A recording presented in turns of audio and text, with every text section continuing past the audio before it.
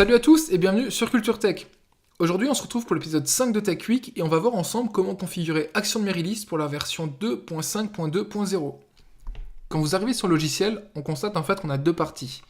Une partie ici à gauche et une partie ici à droite. La partie à gauche en fait va concerner tout ce qui est enregistrement et la partie droite, tout ce qui est configuration.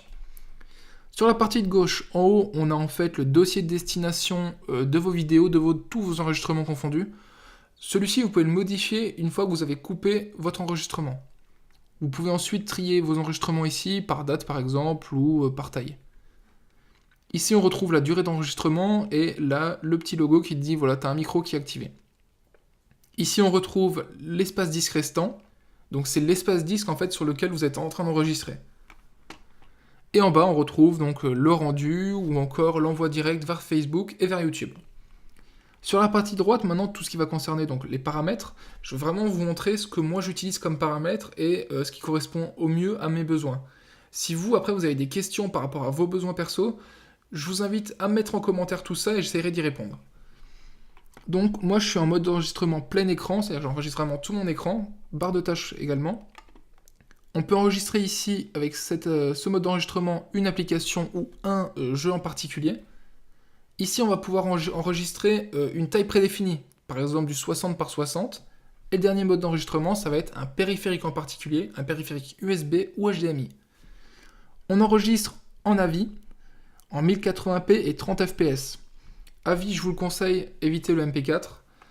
1080p, ça dépend de votre PC. Moi, 1080, ça devrait passer normalement pour tout le monde. Et 30 fps, laissez en 30 fps, 60, c'est vraiment inutile.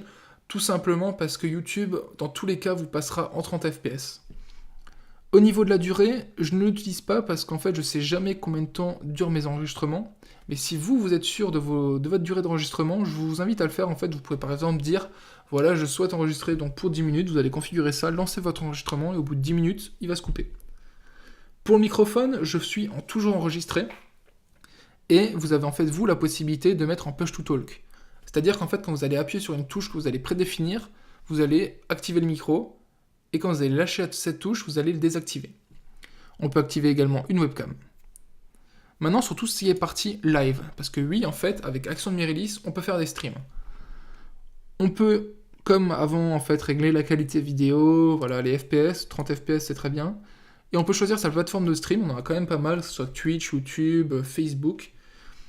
Pour ceux qui ne savent pas, par exemple, si vous le souhaitez enregistrer pour Twitch, qui ne savent pas comment en fait choisir son serveur, je vous invite à regarder la partie 1 de Tech Week, qui est vraiment très bien expliquée, je pense, et qui va vraiment vous expliquer comment choisir au mieux votre serveur. La partie live est vraiment pas compliquée à configurer, c'est super simple, c'est super rapide. Maintenant pour la partie enregistrement audio.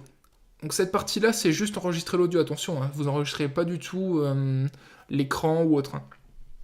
Là, on enregistre en WAV, pas en MP4, parce qu'en fait, le MP4, c'est compressé, il y a des pertes. La durée, vous pouvez également la régler, c'est le même principe que pour la vidéo. Et le microphone, c'est exactement le même principe que pour vidéo, push to talk, ou alors toujours enregistré. On peut également enregistrer sur plusieurs canaux, mais bon, ça, je sais pas si c'est très utile. Moi, personnellement, j'en vois peu l'utilité. Ici, le benchmarking, ça c'est en fait vous mettre les FPS en moyenne et les FPS réels utilisés pour vos enregistrements. Donc ça en fait, vous aurez ça en haut à droite. Par exemple, si moi je fais F6, vous l'aurez en fait ici en plus. Voilà, c'est tout, moi je l'utilise pas du tout, je l'ai jamais utilisé et je sais même pas si je l'utiliserai un jour. Vous pouvez également faire des captures d'écran avec le choix de rendu. Ça, ce sera à vous de voir, mais je pense pas que Action soit le meilleur logiciel pour faire des captures d'écran. Et maintenant, on va passer sur la plus grosse partie qui est tout simplement les réglages. Donc là, en fait, on a vu les réglages vraiment de base. Maintenant, on va rentrer un peu plus en profondeur dans les détails pour configurer vraiment au mieux le logiciel.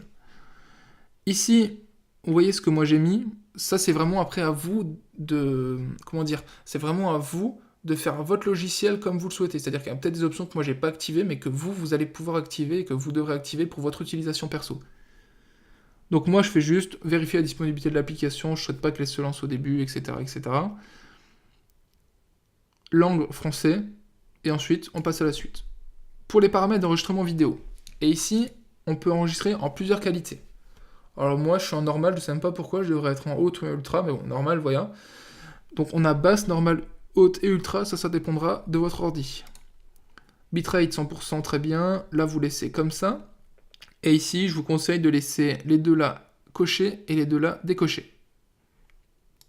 Maintenant sur la partie superposition. On peut superposer donc une image sur la vidéo. Ça sera à vous de voir en fait tout simplement si vous souhaitez superposer votre image ou non, mais c'est pas compliqué. Vous choisissez après où vous souhaitez la mettre et vous choisissez ici votre image. Maintenant la partie webcam. On peut en fait intégrer la webcam sur fond vert et ça c'est vraiment pas mal. Tout ça c'est géré directement par Action. Vous avez juste à sélectionner votre webcam, vous choisissez où vous voulez la mettre, vous choisissez votre fond vert, votre seuil, etc. Et ça, c'est vraiment simple, c'est vraiment intuitif, c'est vraiment pas compliqué à faire. Donc là, toujours comme d'habitude, toujours enregistré, etc. Ce sera à vous de choisir ça. Et vous avez toujours les possibilités de mettre en push to talk. Enfin, du coup, c'est pas un push to talk ici, mais c'est, voilà, vous appuyez pour enregistrer. Pour les paramètres audio, moi je suis ici en prédéfini, sachant que vous pouvez toujours augmenter, mais attention, plus vous allez augmenter la qualité, plus votre fichier sera lourd. Et ici, je suis en réglage par défaut, sachant que je peux mettre encore d'autres micros. Voilà. Au niveau du micro ici, j'enregistre donc avec le Rode NT USB. Je vous ferai sûrement d'ailleurs une vidéo dessus, parce que c'est vraiment un super micro USB, il fonctionne du tonnerre. Volume 96, et là je vous conseille de rester en 14,86 selon votre utilisation, mais je pense que c'est plutôt pas mal. Après, si vous souhaitez avoir, par exemple, si vous êtes sur un gameplay, que vous souhaitez un peu plus de son au niveau de votre jeu, bah, tout simplement vous allez augmenter un peu. Maintenant, ici pour la TH. Alors la TH, c'est le petit indicateur que vous avez juste ici, en haut à droite, ici là. Ça m'insupporte, je supporte pas d'avoir ce truc là. Personnellement, je l'enlève, voilà. J'ai mon raccourci, donc je l'enlève, il me sert à rien. Vous, après, vous pouvez tout simplement donc dire ne pas enregistrer, etc. selon votre utilisation. Vous pouvez également le déplacer sur l'écran, mais bon.